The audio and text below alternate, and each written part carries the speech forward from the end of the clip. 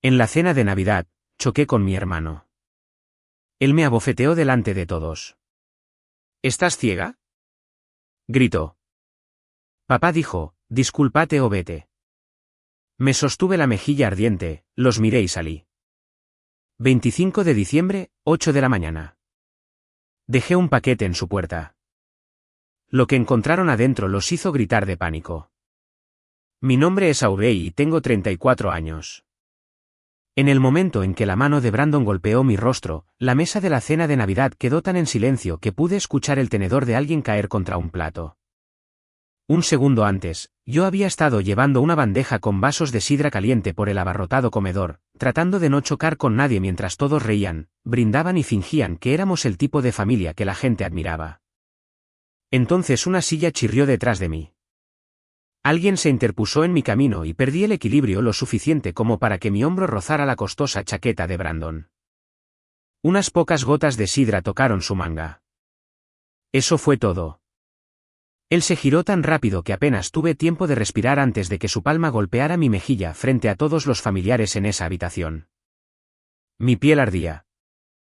Mis ojos se llenaron de lágrimas por la conmoción, pero me negué a llorar. Brandon me señaló como si yo hubiera destruido la Navidad misma y gritó, ¿qué, estás ciega?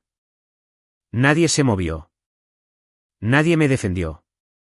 Elaine corrió hacia él, no para revisar mi rostro, sino para limpiar su manga con una servilleta. Graham me miró con una frialdad que yo había pasado años fingiendo no notar. Luego dijo, discúlpate con tu hermano o vete. Me quedé allí parada con una mano sobre mi mejilla ardiente, mirando a las personas que había protegido durante años mientras me devolvían la mirada como si yo fuera el problema. No grité. No supliqué. Simplemente dejé la bandeja, me giré hacia la puerta principal y salí a la helada noche de Navidad. Pero a las 8 de la mañana siguiente, dejé un paquete en su puerta. Y lo que encontraron adentro hizo que todos y cada uno de ellos entraran en pánico. Antes de decirles qué había en ese paquete y por qué mi familia empezó a llamarme sin parar, díganme esto. ¿Cómo está el clima desde donde me están viendo? ¿Y coincide con su estado de ánimo en este momento? Tengo curiosidad por ver qué tan lejos llegará esta historia. El frío de afuera debería haberme devuelto a la emoción de golpe, pero hizo lo contrario. En el momento en que bajé del porche y escuché la puerta principal cerrarse detrás de mí, algo dentro de mí se quedó quieto. Mi mejilla todavía ardía por la bofetada de Brandon, y todavía podía escuchar su voz haciendo eco en mi cabeza, preguntándome si estaba ciega, como si no hubiera pasado la mayor parte de mi vida adulta viendo cada grieta en esa familia y pagando en silencio para cubrirlas. Caminé hacia mi automóvil sin darme la vuelta. Nadie me siguió. Nadie abrió la puerta para decir que lo sentía. Nadie siquiera gritó mi nombre. Ese silencio me dijo todo lo que necesitaba saber. Conduje por la carretera de la montaña con las luces de Navidad desapareciendo detrás de mí en el espejo retrovisor. Y por primera vez en años, no me sentí culpable por dejarlos atrás. Pensé en Graham, el padre que una vez se había sentado a la mesa de mi cocina con ambas manos cubriendo su rostro porque su negocio de construcción había colapsado tras el fracaso de un proyecto de un complejo turístico de lujo. Pensé en Elaine, mi madre, que había llorado sobre un paño de cocina y me había rogado que no permitiera que la familia se convirtiera en una vergüenza pública. Pensé en Brandon, el hijo al que siempre habían elogiado, protegido y excusado, incluso cuando era perezoso, cruel e imprudente con un dinero que nunca fue suyo. 5 años antes, los había salvado en silencio, por completo. Compré la cabaña de montaña en la que vivían, y luego les permití decir a sus amigos que Graham simplemente había reducido sus inversiones. Pagué los embargos fiscales. Cubrí la hipoteca atrasada. Incluso invertí en la cadena de clínicas oftalmológicas de alta gama de Brandon porque Elaine seguía insistiendo en que él solo necesitaba una oportunidad real para demostrar su valía. Ella lo llamaba talentoso. Lo llamaba incomprendido. Me llamaba dramática cada vez que yo preguntaba por qué sus clínicas necesitaban otra transferencia de emergencia. Para cuando llegué a mi apartamento en Boston, el dolor en mi rostro se había desvanecido en algo más frío y mucho más útil. No me fui a la cama. No me serví un trago. Caminé directamente a mi oficina, abrí la caja fuerte de pared detrás de una fotografía enmarcada y saqué los documentos que había esperado nunca necesitar.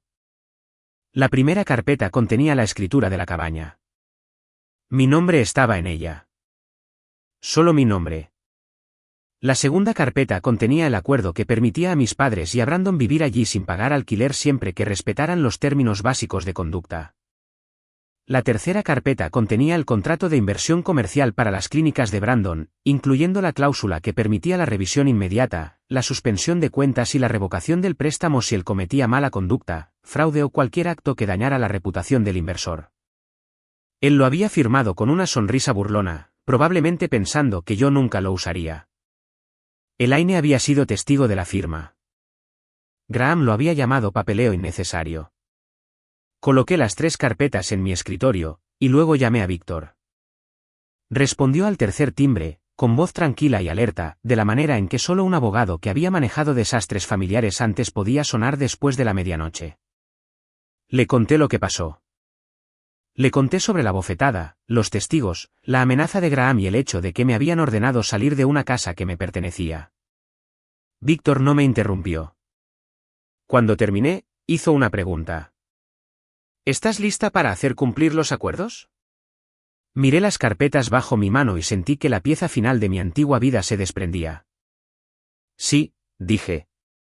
Prepara el aviso de desalojo, suspende el acceso de Brandon a cada cuenta comercial vinculada a mi financiamiento, congela las tarjetas de crédito de la empresa, inicia una auditoría forense y haz que todo se entregue a las 8 de la mañana. Víctor hizo una pausa de solo un segundo, y luego dijo que se aseguraría de que cada paso fuera legal, limpio e imposible de tergiversar en mi contra. Después de que terminó la llamada, me senté sola en mi oficina mientras las luces de la ciudad parpadeaban a través de la ventana. Mi teléfono estaba en silencio. Todavía ninguna disculpa. Todavía ningún mensaje de Elaine preguntando si mi rostro estaba bien. Todavía ninguna llamada de Graham admitiendo que había ido demasiado lejos. Eso estaba bien. Para la mañana, dejarían de preguntarse si yo estaba lastimada y comenzarían a preguntarse cuánto poder le habían entregado a la hija a la que trataban como a una extraña.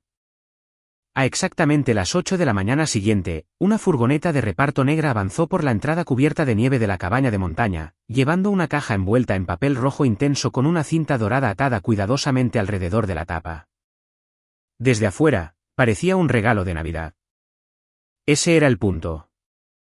Brandon lo encontró primero porque, según la notificación de la cámara en mi teléfono, había abierto la puerta principal en bata, probablemente esperando alguna disculpa costosa de mi parte.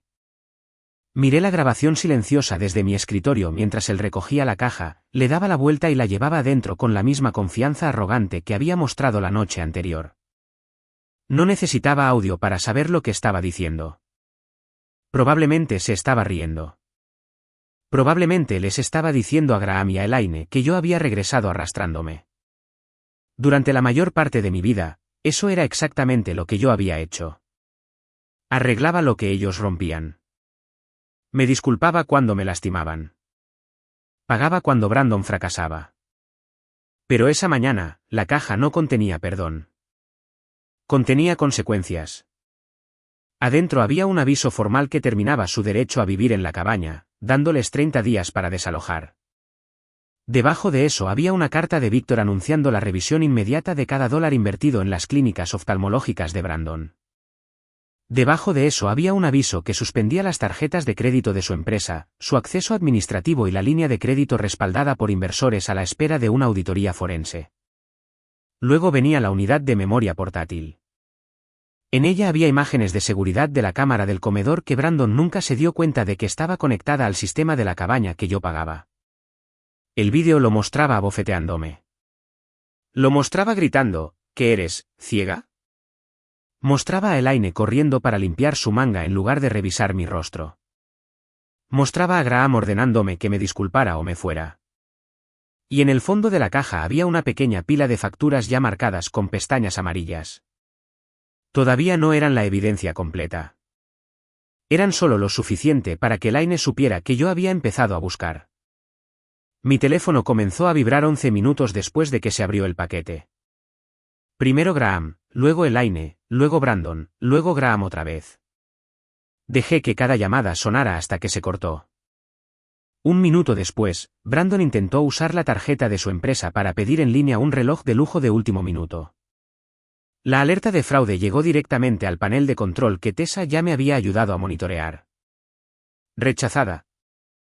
Luego intentó con una segunda tarjeta. Rechazada. Luego intentó iniciar sesión en el portal de gestión de la clínica. Suspendido en espera de auditoría. Fue entonces cuando el pánico realmente comenzó. Las cámaras lo mostraban caminando de un lado a otro por la sala de estar, gritando a su teléfono. Elaine se sentó en la mesa del comedor con las copias de las facturas esparcidas frente a ella, con una mano presionada contra su boca. Graham no dejaba de leer el aviso de la cabaña una y otra vez, como si las palabras pudieran cambiar si las miraba el tiempo suficiente. Supe el momento exacto en que se dieron cuenta de la verdad. No eran invitados en una casa familiar. Eran ocupantes en una propiedad que me pertenecía. Brandon no era un hombre de negocios que se hizo a sí mismo. Estaba operando una empresa construida con mi dinero y mis garantías. Graham no era el jefe del imperio familiar.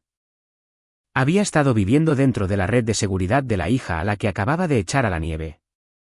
La cabaña no se quedó a oscuras. No les corté la calefacción ni los dejé en peligro porque yo no era como ellos. La energía básica, el agua y la calefacción permanecieron encendidas, pero todos los sistemas de lujo conectados a mis cuentas fueron suspendidos. La cerradura de la bodega de vinos ya no se abría. La aplicación del garaje privado dejó de funcionar. Los paneles de transmisión, el sistema de entretenimiento inteligente y el servicio de conserjería premium se desconectaron.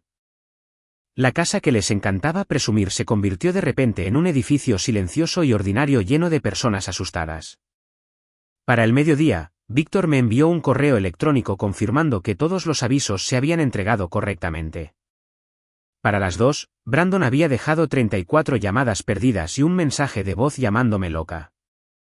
Para las 4, Elaine envió un mensaje de texto que decía, necesitamos hablar como familia. Miré esas palabras durante mucho tiempo. ¿Familia? Solo usaban esa palabra cuando necesitaban algo de mí. Puse el teléfono boca abajo y esperé a que el equipo de auditoría de Tessa terminara la primera revisión porque el paquete los había asustado. Pero lo que vendría después haría mucho más que asustarlos. Los expondría. 2 días después de Navidad, me senté en una sala de conferencias de cristal en mi oficina con Tessa frente a mí y una pila de archivos entre nosotras que parecía volverse más pesada cada vez que ella pasaba una página. Tessa había sido mi amiga más cercana desde la universidad, pero en esa habitación, no me estaba hablando como una amiga. Estaba hablando como una contadora forense que había visto algo feo y no quería suavizarlo. Su computadora portátil estaba conectada a la pantalla detrás de ella, y lo primero que me mostró fue una lista de pagos a proveedores de las clínicas de Brandon. En papel, el dinero había ido a proveedores de lentes especiales, equipos de diagnóstico, materiales de renovación e inventario médico. En realidad, la mitad de esos proveedores no existían. Algunas direcciones llevaban a oficinas vacías. Algunos números de impuestos eran falsos. Algunas facturas repetían el mismo lenguaje hasta el error tipográfico exacto, solo que con montos diferentes. Tessa hizo clic en la siguiente diapositiva y mi estómago se encogió. Los pagos etiquetados como equipos ópticos de emergencia habían sido redirigidos a cuentas conectadas a Brandon. Los fondos de renovación se habían utilizado en casinos, hoteles de lujo, estaciones de esquí y plataformas de apuestas deportivas en línea. Las reservas para reembolsos de pacientes habían sido vaciadas. Los reembolsos de seguros habían sido trasladados a cuentas fantasma. Él no había estado luchando. Había estado robando. Me quedé muy quieta mientras Tessa explicaba que Brandon había creado un patrón de facturación falsa a través de las clínicas, y luego cubría los vacíos con más facturas falsas. Las clínicas parecían exitosas porque él seguía abriendo nuevas sucursales con el dinero que yo suministraba, pero detrás de las salas de espera pulidas y la marca costosa había un pozo financiero sin fondo. Había estado usando mi inversión para pagar viejas deudas, crear la apariencia de crecimiento y financiar un estilo de vida que no tenía derecho a vivir. Quería estar sorprendida, pero alguna parte de mí lo había sabido. Las emergencias constantes, las solicitudes repentinas, la forma en que Elaine siempre aparecía antes que Brandon, pidiéndome que no fuera demasiado dura con él. Entonces Tessa abrió una carpeta más pequeña y su expresión cambió. Aurey, dijo en voz baja. Esta parte va a doler. Deslizó la carpeta hacia mí. Adentro había formularios de autorización para varias transferencias grandes que nunca debieron haber sido aprobadas. En la parte inferior de cada uno estaba la firma de Elaine, no una, ni dos veces, sino una y otra vez. Mi madre había aprobado gastos de emergencia falsos, reembolsos personales y modificaciones presupuestarias que le permitieron a Brandon seguir vaciando las clínicas. Ella no solo había ignorado lo que él estaba haciendo. Lo había ayudado a ocultarlo. Miré fijamente su firma hasta que las letras se volvieron borrosas. La bofetada había sido humillante. La orden de Graham había sido cruel. Pero esto era diferente. Este no era un momento acalorado en una cena de Navidad. Esta era una traición larga y deliberada llevada a cabo por personas que me sonreían al otro lado de las mesas familiares mientras usaban mi confianza como una cuenta bancaria. Tessa esperó hasta que pude respirar normalmente de nuevo, y luego me mostró la sección final de la auditoría. Brandon también debía dinero fuera del negocio. Los grandes retiros de efectivo coincidían con pagos a prestamistas privados. Había mensajes en los registros de números desconocidos exigiendo el reembolso. Algunos eran amenazantes, algunos mencionaban fechas límite.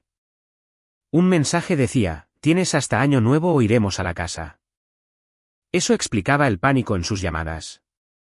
No tenía miedo de perder las clínicas. Tenía miedo porque el flujo de dinero se había detenido y personas mucho menos pacientes que yo lo habían estado esperando. Le pregunté a Tessa qué tan grave era. Ella cruzó las manos y dijo, si enviamos esto a las autoridades, él enfrenta cargos por fraude, malversación de fondos y posiblemente cargos relacionados con seguros. Elaine también podría ser investigada por firmar esas aprobaciones. Me recosté en mi silla y miré a través de la pared de cristal a mis empleados moviéndose por la oficina afuera. Personas que trabajaban honestamente, personas que se ganaban sus cheques de pago, personas que nunca tendrían las oportunidades que Brandon había desperdiciado. Durante años, Graham y Elaine me dijeron que yo era demasiado dura cuando lo cuestionaba, demasiado desconfiada, demasiado fría, demasiado obsesionada con el papeleo. Ahora, el papeleo era la única razón por la que podía probar la verdad. Le dije a Tessa que continuara y preparara todo en un archivo de evidencia limpio. Luego llamé a Víctor y le dije que ya no estábamos lidiando con una disputa familiar. Estábamos lidiando con crímenes ocultos bajo sonrisas navideñas y excusas familiares. Esa tarde, Brandon dejó otro mensaje. Su voz ya no era arrogante. Estaba temblando. Aurey, dijo, desbloquea las cuentas. No entiendes lo que estás haciendo. Escuché una vez, guardé el mensaje y se lo reenvié a Víctor. Por primera vez, entendí que mi hermano había construido toda su vida sobre una creencia. Creía que yo siempre absorbería el daño. Estaba a punto de aprender que yo había terminado de ser el cojín entre él y las consecuencias. 3 días después, la recepción llamó a mi oficina para decir que había un disturbio en el vestíbulo. Yo ya sabía quién era antes de que la recepcionista dijera los nombres. Brandon había llegado con Graham y Elaine, y según la voz temblorosa en el teléfono, exigían verme de inmediato. Salí al balcón que daba al vestíbulo y los vi abajo. Graham estaba de pie cerca del escritorio de seguridad, hablando lo suficientemente alto como para que los clientes y los empleados escucharan. Elaine tenía una mano en el pecho como si estuviera a segundos de desmayarse.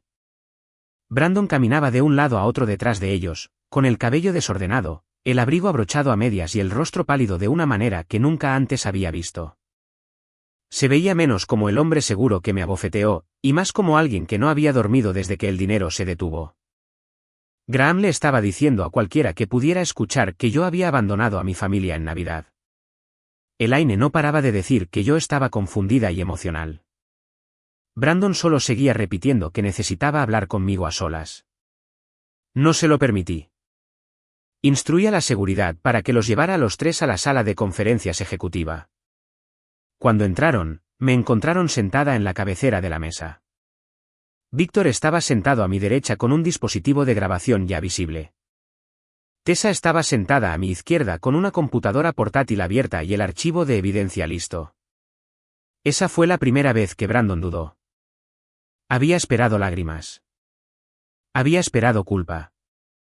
Había esperado a la versión de mí que siempre bajaba la voz para evitar que la familia pasara vergüenza en público. Esa mujer ya no estaba en la habitación.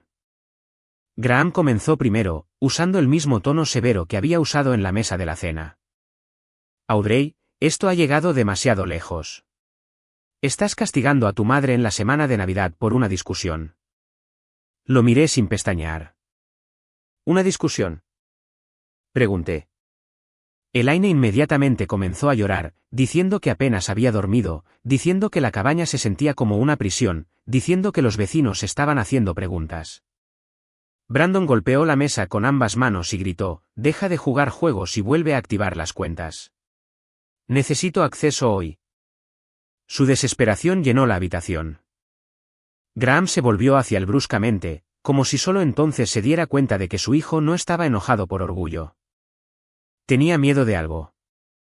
Presioné un botón y la pantalla detrás de mí se iluminó. Primero apareció el vídeo de la cena de Navidad. La bofetada, el silencio, Graham abriendo la puerta para que me fuera. Elaine limpiando la manga de Brandon. Nadie habló mientras se reproducía. Luego mostré la escritura de la cabaña. Luego el acuerdo de ocupación firmado. Luego el contrato de inversión. Brandon apartó la mirada. La mandíbula de Graham se tensó. Elaine susurró mi nombre como si quisiera detenerme antes de que llegara a la parte que más temía. Continué. Tessa mostró las facturas falsas una tras otra. Lentes especiales nunca pedidos. Equipos nunca entregados. Renovaciones nunca completadas. Transferencias aprobadas por Elaine. Retiros vinculados a plataformas de apuestas y prestamistas privados. Cuanto más continuaban las diapositivas, más pequeña se veía mi familia. Brandon intentó decir que yo había entendido mal el negocio. Tessa explicó tranquilamente que el rastro de la auditoría era claro. Elaine intentó decir que firmó lo que Brandon le puso enfrente porque confiaba en él. Víctor le preguntó si quería hacer esa declaración formalmente para que constara en acta. Dejó de llorar inmediatamente. Graham se inclinó hacia adelante, con voz más débil ahora. Audrey, por favor. Podemos manejar esto en privado. Este es un asunto familiar. Esa frase finalmente me hizo ponerme de pie. No, dije, un asunto familiar es olvidar un cumpleaños. Un asunto familiar es discutir durante la cena. El fraude no es un asunto familiar. La malversación de fondos no es un asunto familiar. Agredirme frente a testigos no es un asunto familiar. El rostro de Brandon se retorció de rabia, pero el miedo lo mantuvo en su silla. Puse dos opciones sobre la mesa. Podían abandonar la cabaña dentro del periodo de aviso restante, devolver toda la propiedad de la empresa, cooperar plenamente con la auditoría y dejar de contactar a mis empleados, o Víctor entregaría el archivo de evidencia a la unidad de delitos económicos antes del final del día. Elaine extendió la mano hacia el brazo de Graham. Brandon miró la pantalla como si pudiera quemar la evidencia con los ojos. Por una vez, ninguno de ellos tenía una orden que funcionara conmigo. Ni culpa, ni gritos, ni mención de lazos de sangre. Víctor cerró la carpeta y les dijo que seguridad los escoltaría a la salida. Mientras se ponían de pie, Brandon se inclinó hacia mí y susurró que yo no tenía idea de con quién estaba lidiando. Lo miré y le dije, por una vez, Brandon, tú tampoco. Cuando la puerta se cerró tras ellos, exhalé lentamente. Mis manos temblaban debajo de la mesa, pero no de miedo, sino de alivio. Habían venido para doblegarme. En cambio, salieron sabiendo que yo podía enterrar cada mentira que habían construido. La siguiente semana convirtió la cabaña en algo que ninguno de ellos reconoció. No porque las habitaciones cambiaran, sino porque la verdad finalmente se había mudado allí y se sentaba con ellos en cada comida. Brandon ya no fingía tener el control. Pasaba la mayor parte de su tiempo encerrado en su habitación, discutiendo por teléfono en ráfagas bajas y frenéticas. Graham caminaba por los pasillos, leyendo el mismo aviso legal una y otra vez, buscando un vacío legal que no estaba allí. Elaine se movía por la cocina como un fantasma.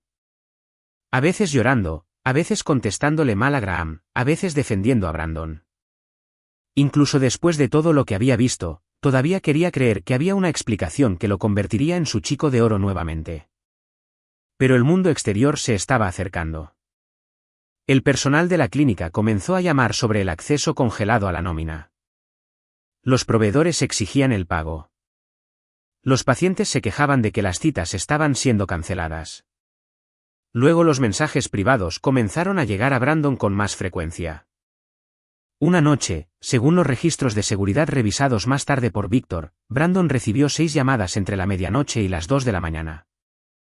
Después de la última llamada, caminó por la casa descalzo, revisando las habitaciones como un ladrón. La ironía era casi demasiado perfecta. Durante años, Graham y Elaine me habían acusado de ser fría porque yo protegía mis finanzas con contratos y cajas fuertes. Pero habían criado a un hijo que sabía exactamente dónde escondían todo. Alrededor de las 3 de la mañana, Brandon entró en su dormitorio mientras dormían. Elaine había guardado una pequeña caja de seguridad debajo de la cama para emergencias. Adentro había sobres con efectivo, joyas, documentos antiguos y los pocos objetos de valor que aún no habían vendido o usado como garantía para préstamos. Brandon sabía el código porque Elaine le había confiado ese dato años antes.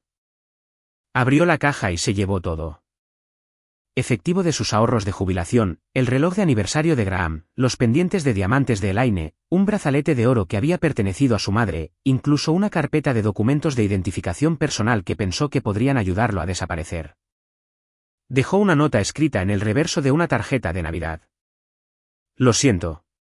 Lo pagaré cuando arregle esto. Eso fue todo. Por la mañana, el grito de Elaine hizo eco por toda la cabaña. Graham la encontró en el piso junto a la caja de seguridad vacía, aferrando la nota con ambas manos. Al principio, pensó que yo había enviado a alguien a confiscar su propiedad. Luego leyó la letra de Brandon. Algo en él colapsó. No dramáticamente, no ruidosamente. Simplemente se sentó en el borde de la cama y se quedó mirando la caja vacía mientras Elaine sollozaba diciendo que Brandon nunca haría esto a menos que estuviera desesperado. Esa era la tragedia de Elaine. Incluso cuando su hijo favorito le robaba, ella todavía intentaba hacer que su traición sonara como una circunstancia en lugar de una elección. Brandon se había ido. Su teléfono estaba apagado. Su automóvil no estaba. Y los padres que me habían echado por rozar su chaqueta se quedaron sin nada porque el hijo que protegieron había vaciado su última red de seguridad. El día número 30 llegó bajo un cielo gris de invierno. Los oficiales del condado llegaron primero, seguidos por el equipo de administración de propiedades que Víctor había organizado. Todo fue legal, documentado y tranquilo. Eso lo hizo peor para Graham y Elaine. No hubo una pelea dramática que ganar. Ningún discurso emocional para cambiar el resultado. Habían firmado el acuerdo. Lo habían violado.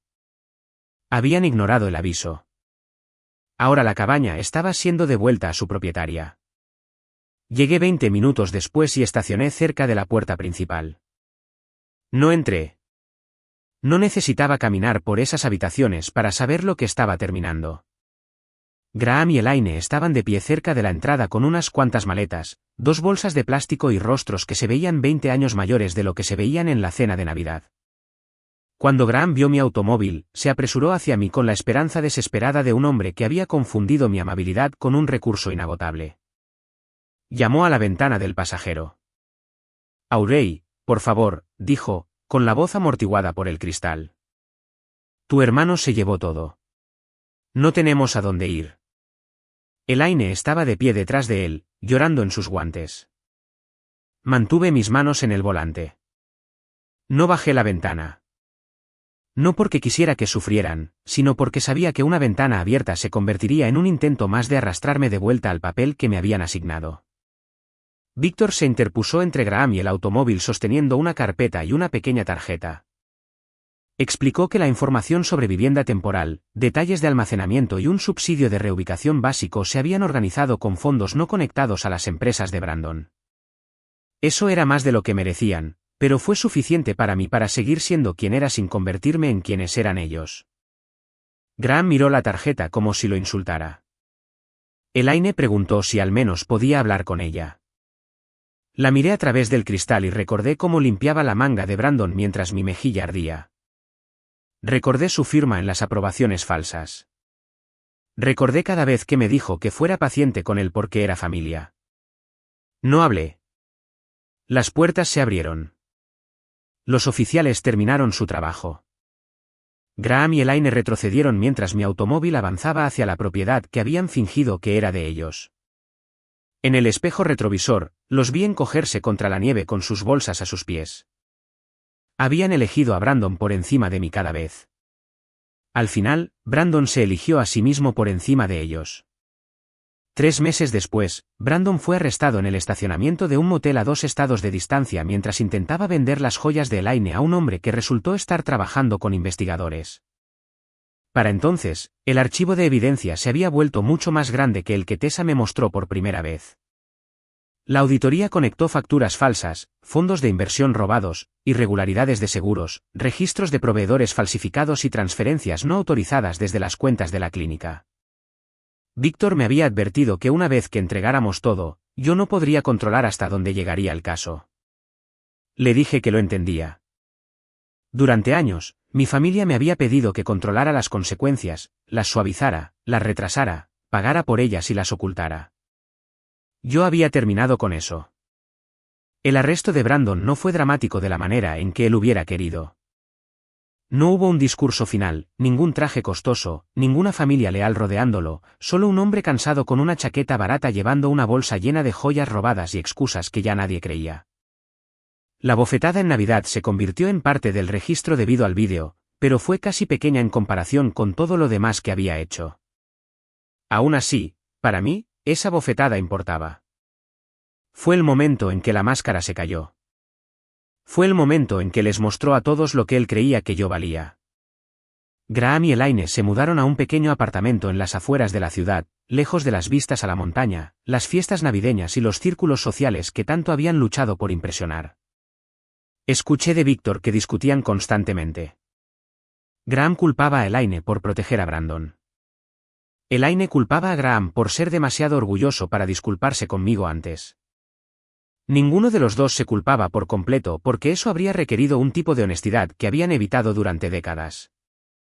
Pero la realidad hizo lo que mis palabras nunca pudieron.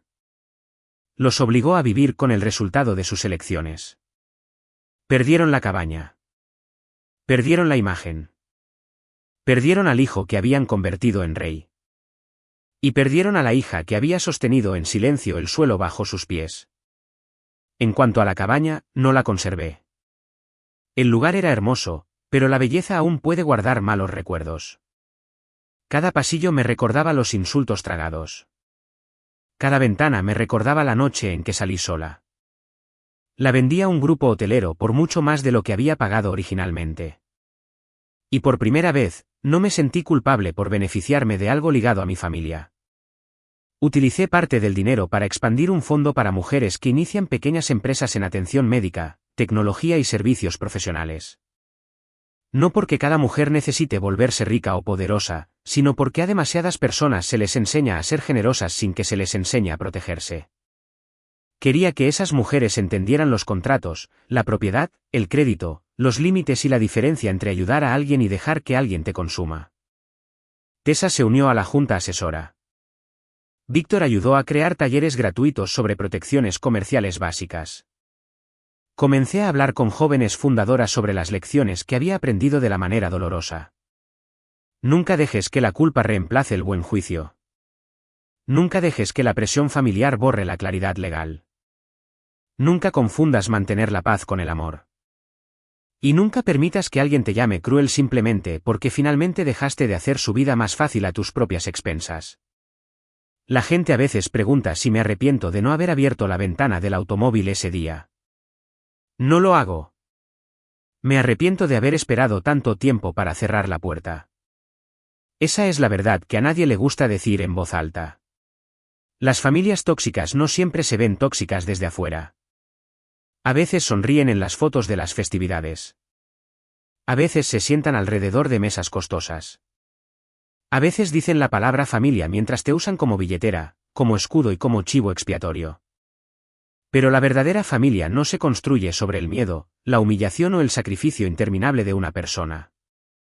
La verdadera familia requiere respeto. Requiere responsabilidad. Requiere un cuidado que se mueva en ambas direcciones. Lo que le pasó a Brandon no fue una venganza en el sentido infantil. No destruí a una persona inocente. Dejé de proteger a una persona culpable. Lo que les pasó a Graham y a Elaine no fue una crueldad aleatoria. Fue el resultado natural de elegir las apariencias por encima de la verdad y el favoritismo por encima de la justicia. Mi vida ahora es más tranquila. Tengo amigos que me preguntan cómo estoy y realmente escuchan la respuesta. Tengo un trabajo que importa. Tengo mañanas donde mi teléfono no está lleno de emergencias creadas por personas que nunca planearon darme las gracias. La paz se sintió extraña al principio porque había pasado tanto tiempo confundiendo el caos con la conexión. Pero la paz no está vacía. La paz es el sonido de tu propia vida perteneciéndote finalmente a ti. Así que si estás escuchando esto y alguien en tu vida sigue lastimándote y luego te pide que lo perdones por la sangre, la historia o la culpa, recuerda esto. El perdón no requiere acceso. La amabilidad no requiere rendición. El amor no requiere que te quedes inmóvil mientras alguien te destruye. A veces la lección más valiosa que puedes aprender es que alejarte no es debilidad. A veces es el primer acto honesto de respeto propio que te has dado a ti misma. ¿Y si estuvieras en mi lugar después de ser abofeteada, humillada, usada y traicionada por las personas que se suponía que te amaban, habrías abierto esa ventana del automóvil? ¿O habrías conducido a través de la puerta y finalmente elegido?